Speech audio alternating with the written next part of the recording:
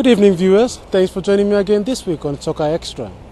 In tonight's lineup, we have a report on Lay Football Association preparations for the Best FA Cup Challenge, a report on PNGFA's Just Play participant taking part in the seminar held in Auckland, New Zealand.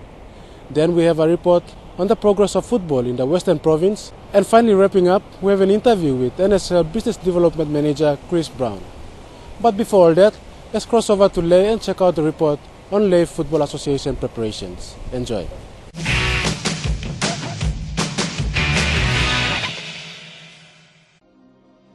The Best FA Cup is on again this year, and who will be the champions for 2012? The Cup once again has the proud support by the International Food Corporation under its brand name Besta. Thanks to Besta for supporting tomorrow's champions. Last year's tournament proved a success, with Lay Football Association claiming the title. The tournament will be taking place in October, with teams participating in the likes of Lahi, LFA and WOW all fighting to represent the Momase region in the final round. With 2 months left before the tournament kicks off and preparations underway, affiliated member associations are currently preparing their teams for the battle. Lay Football Association is well ahead with the preparations with both men and women teams. The reigning champions, LFA, will be out again in full force this year to claim the title. Each association are preparing teams to form the squad for the challenge. The squad has been in training each week to form this year's strongest side in the Momase region. Meanwhile, Southern region and the Highlands region will also be preparing for the share of the Besta tournament. Here is a report on a seminar held in Auckland this week to equip Just Play officers with the knowledge and skills to run the Just Play program in the respective associations.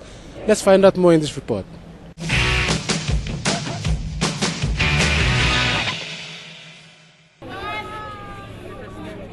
After the Just Play launching in Port Moresby last year, the program has recruited volunteers who assist in running the program around the country, mainly schools and communities, focusing on children where they are more vulnerable to social issues. The Just Play program has so far engaged 4 development officers who visit schools and communities each week. Prior to running the Elite program, the volunteers took part in various trainings and workshops to enhance the knowledge in running the program during the school visits.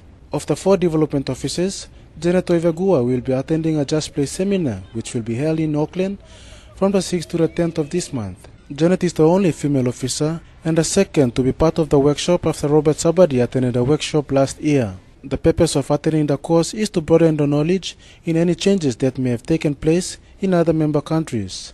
Participants from all the 11 OFC member associations will be in attendance and will be provided with the opportunity to develop and hone their skills. Along with classroom theory sessions and exercises, the officers will be required to run practical coaching and educational skills on the pitch in a series of drills involving children. The game is being promoted in the Star Mountains of Papua New Guinea. Let's find out more in this report on Tabubil Soka Association, Western Province.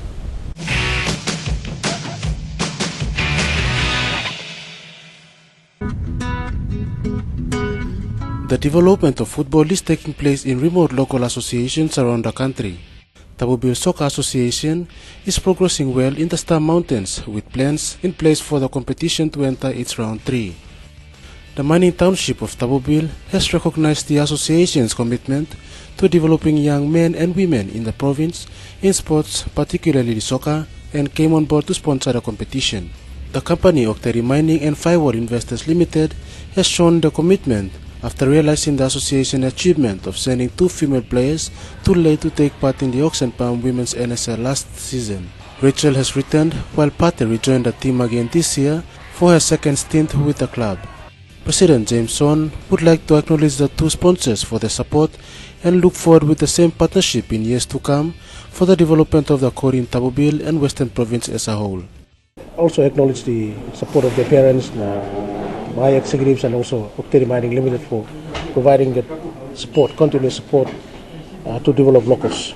The recruitment of Pate to be selected in the Lay side for the Best FA Cup Challenge in WOW this year is a testimony in the local Star Mountains area after 20 years of football existence to see a local from the mining villages excel that far in football career. Here are the results of last weekend's games in Tabubil.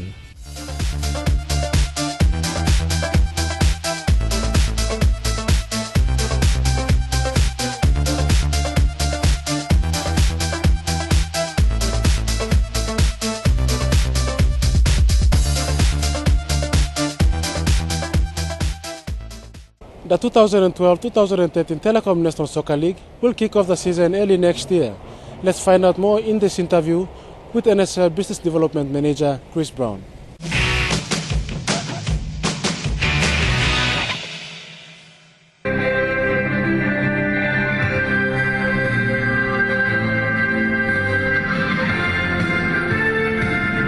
Telecom National Soccer League is expected to start mid-January and run through to the end of April.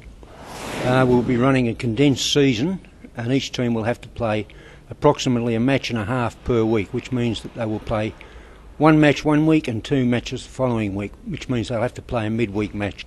We're expecting a minimum of six teams. This has to be verified, and that'll depend on the amount of final expressions of interest that we receive. The prize money for the men is 60,000 for the first prize, 25 for second, 15 and 10 for the respective third and fourth. For the women, it's the same as last year, 10,000 for the winner and 8,000 for the runner-up.